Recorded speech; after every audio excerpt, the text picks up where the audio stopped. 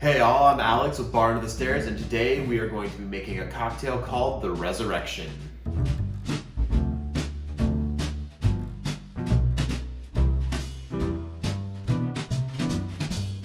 Oh, that is weird. So the Resurrection is a mezcal and ozu cocktail created by a bartender by the name of, and I'm probably saying this wrong, Vasilis Kyritsis at the Clumsies in Athens, Greece. This drink is made with mezcal, Vida, and Skinos Mastiha. We couldn't get Skinos Mastiha, but it is a herbal liqueur made from the same base as chewing gum, and it's got this really kind of like honeyed, resiny, herbaceous flavor.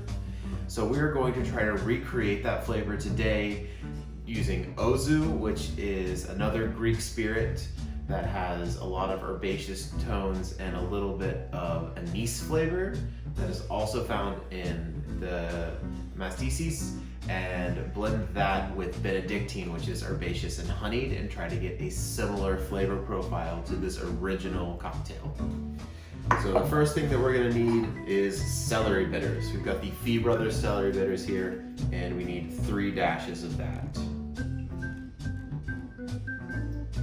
A 1/4 ounce of agave nectar. If you don't have agave nectar, you could probably substitute it with honey, but I would recommend going with the original recipe on this one. We'll need 1/2 ounce of fresh squeezed lemon juice. After that, we're gonna need 1 ounce of salted pineapple juice. For every 200 milliliters of pineapple juice, or about 3/4 of a cup, you'll need 1 gram of salt.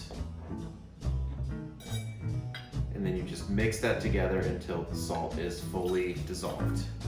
We're gonna need 1 1/4 ounces of mezcal. So the recipe calls for mezcal Vida, and we conveniently have mezcal Vida.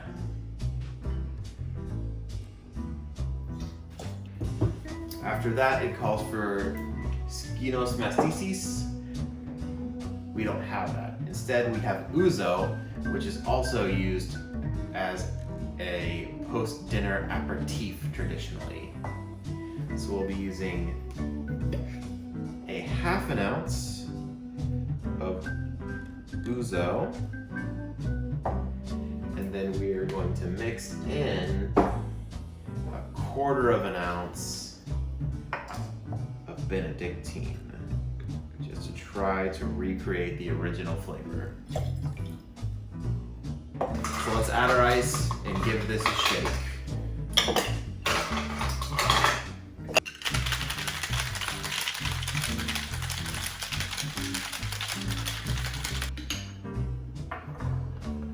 Now we are just going to strain this into a double old-fashioned glass.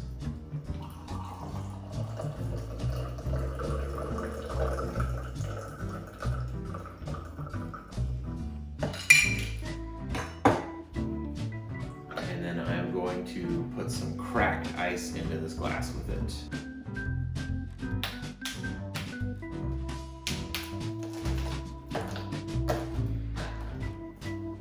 Now, the original garnish for this drink is kaffir lime leaves. There aren't a whole lot of kaffir lime leaves going around right now. So instead, since they are very aromatic and smell very strongly of lime, I am going to substitute just a big old lime peel on top instead. So just take your white peeler, take a big long pull from around your lime.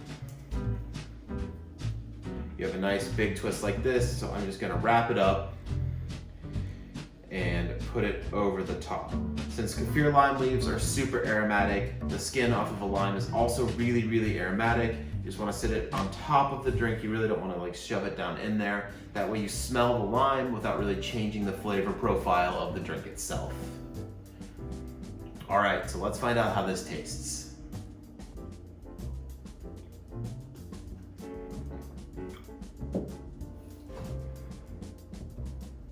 Oh, that is weird. weird. It's like honey. Like there's this little bit of that like anise flavor from the ozu, and the mezcal, which is normally just super smoky and up front, is really subdued. Like you almost kind of have to hunt for it. And then it's just this really bright kind of citrusy note, like the pineapple like coming together with the agave nectar, the ozu, and the benedictine just kind of makes this really like, it kind of reminds me of pineapple upside down cake. Like slightly charred pineapple upside down cake as a cocktail. Yeah, this tastes like cake. That is so weird and so unexpected. Like it's good, it's really good, but this is definitely dessert, after dinner cocktail. Like I wasn't expecting that at all. So I expected this to be like really smoky and anisey, like a little herbaceous. I like the salted pineapple juice just tastes so almost meaty. It tastes like charred pineapple almost. Is it Vida that's smoky and charred? Yeah, but the pineapple tastes like it kind of tastes like cooked meat. Like it has like something similar to it, like the way, like it's salty pineapple, but yeah, it's just the pineapple juice is just super savory. I don't know if it's just like my taste profile, but it's like I can taste ham in the pineapple juice when you salt it. I don't know how else to explain it. And then like you put it in this drink and it's like just like slightly smoky pineapple upside down cake.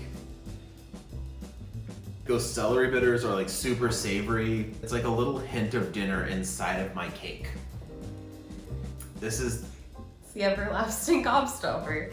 Second course is coming up. Roast beef and a baked potato. Mmm. With sour cream?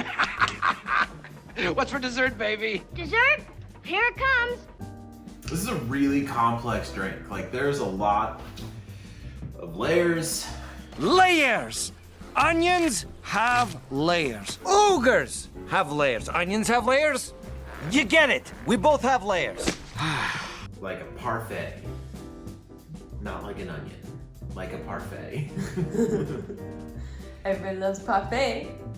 This cocktail, while it is kind of green, is not like an ogre. What's this gonna look like, little Shrek ears? It sounds like you're describing that episode of Friends when Rachel tries to cook an English custard, but she like skipped to the shepherd's pie page. Yeah. And she made half of an English custard and half of a shepherd's pie. It's a trifle. It's got all of these layers. First, there's a layer of ladyfingers, then a layer of jam, then custard, which I made from scratch. Then raspberries, more ladyfingers, then beef sauteed with peas and onions. Yeah, like that. It's a lot like that. I almost want to like dial up the ouzo. It smells really nice. Oh, it smells gorgeous. It smells like fruit and flowers. Mm-hmm. It's super floral and herbaceous on the nose, and then you taste it. And it tastes like cake. I don't think it tastes like cake. It tastes like a pineapple upside down cake to me. I taste the agave nectar with the pineapple a lot. I get the saltiness, so kind of you almost get that kind of like margarita feel, but there's too much sweetness and smokiness for it to be like a margarita. So for me, it tastes like, you know that bottom layer, or that becomes the top layer of the pineapple upside down cake? Where I have to be honest, I've never had an upside down cake. Okay. So like in a pineapple upside down cake, like on the bottom, like there's all this brown sugar and pineapple juice and pineapple, and it like, as it bakes in the tin, it like crystallizes and it like has that like little Maillard reaction where it like caramelizes and like it blends with like all like the butter and the egg and the sugar and the cake, and you just get this really kind of like rich, like crusty, like almost burnt, caramelized, like burnt pineapple sugar flavor. really tasty. I feel like you almost lose the Vida in it. Yeah. But I feel like the ouzo. I feel like the ouzo leaves the ending note. Like it's ouzo that punctuates the drink, and it's very anise strong. And like I've done drinks in the past, and like I've had drinks that's like mezcal and anise together, and it's so good. Like I love mezcal with anise, but like it's weird that I lose the smokiness. That's rare. I've never made a mezcal cocktail where you lose the smokiness. The amount of salt that's in that drink is kind of insane, but it hides it. I wonder what it would taste like without the mezcal. Kind of. I think it would lose something because that mezcal, like the smokiness, I think it's playing into the celery bitters and the salted pineapple. Like the celery bitters are somehow coming together with the salted pineapple to really lift like those savory notes. Like I get like sage and like mesquite in Vida, like a lot of it. And like I get sort of this like weird like purpley note that I associate with anise. Did you say purpley? Purpley, like in my brain, it registers as a purple flavor. Flavors have colors. You watch too many hippie videos. No, this has nothing to do. This has always been a thing. Flavors have colors, all right. And in this case, like there's a purple flavor in mezcal that also is in anise, but I just feel like it's this very savory flavor, and so like all of those are like coming together, and like the anise is like definitely like the driving flavor in this, and the pineapple is the driving flavor, and I feel like they're competing so strongly that you start to lose the smoke, but it's not gone. And if it was missing, I think this drink would be sweet, like way too sweet.